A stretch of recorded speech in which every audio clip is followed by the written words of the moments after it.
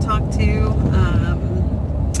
I am actually driving home from, I went to work today, and then I went to do the grocery up from Walmart, which I highly recommend because ever since I started that, I don't impulse buy like I would whenever I went to the store. I wouldn't always stick to my list, and so whenever I do that online, it really helps me to stick to my list for whatever reason. I don't know. You may be different. I don't know, but for me, it keeps me on budget because I have a family of 6, and we only spend $100 a week, and that's for groceries, cleaning supplies, toilet paper, paper towels, all of that stuff for the house, laundry detergent, all of that, and I spend $100 a week. Well, whenever I do it online for the Walmart grocery pickup, I always come in less, or I normally come in less, unless I just, have to buy for like Thanksgiving dinner, Christmas dinner, things like that. But normally I come in less. And so this week was no exception. I came in at $83.19 this week. And that I had to buy paper towels and toilet paper and laundry detergent. And then that's the meals for the week. So I feel like I do a really good job on that. Excuse me. So just a couple things I wanted to talk about. We are going to have to increase our Christmas budget because we only had like $700 for our Christmas budget, and we ended up spending $2,200 for our Christmas budget. And I know that sounds like a lot, but Vince and I have 6 kids together, so those are our children. And then we have, parents, and we have nieces, nephews, and things like that. So we bought presents, gifts for 22 people in our family. So, and we also like to give gifts to people who may give us like at the Mercedes dealership when I had to go there recently, the guy gave me a discount on a part. So instead of it being $800, it was only $600. So I gave him a gift card, for Christmas. So, things like that. We like to do things like that and, give to a gift to our mail person and give gifts to our kids' teachers and things like that. So anyway, so 22 people is what we bought for. That doesn't include my kids' teachers. But anyway, so it's a little steep, but we only do that once a year.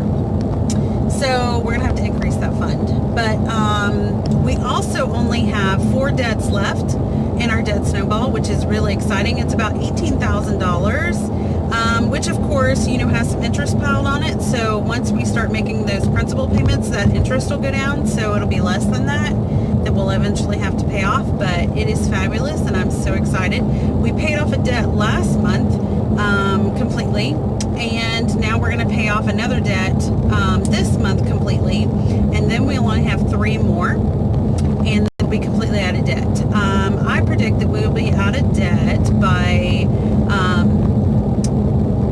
June at the very latest. I'm hoping May. We have a couple of things in the works, like my husband's going to be doing a side job that's supposed to get him paid really well. It's going to be like over $1,000 car job because he's a mechanic. And then I have some overtime coming because we put on a conference in another town. So I'm going to get overtime for that. And then we also have our tax return, which we aren't sure what that's going to be this year because we got married in 2017, so we'll be filing, married or filing separately. We're going to figure out which one's most beneficial to us. And so we're not sure how much we're going to get back. We know we'll get something back, we're just not sure how much. So I'm looking forward to that. So we're just kind of predicting what's going to happen, with those things, and hopefully that will generate a lot of extra income that we can just throw towards the debt and then be done in time for, the summer to take our kids on a summer vacation of some sort, which will of course cash flow.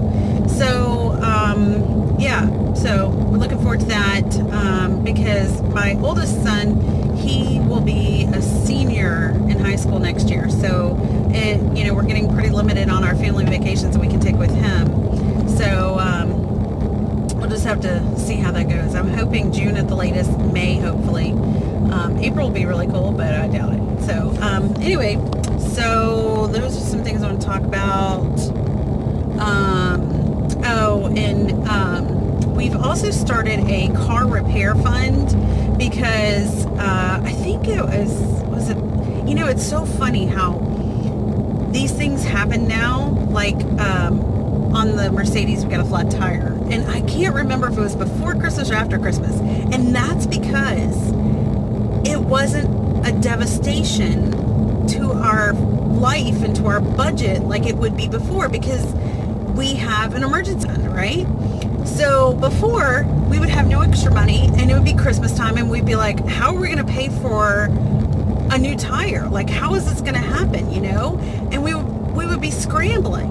But this year, it happened, and like I said, I can't even remember if it was before or after Christmas, because it really didn't affect us, because we just went and got a new tire put on, and we were done, right? So anyway, we had a nail in the back passenger tire of the Mercedes. The tire itself wasn't that old. It was like a year old. So I took it to the Mercedes dealership, and they couldn't replace it for free because it was over a year old.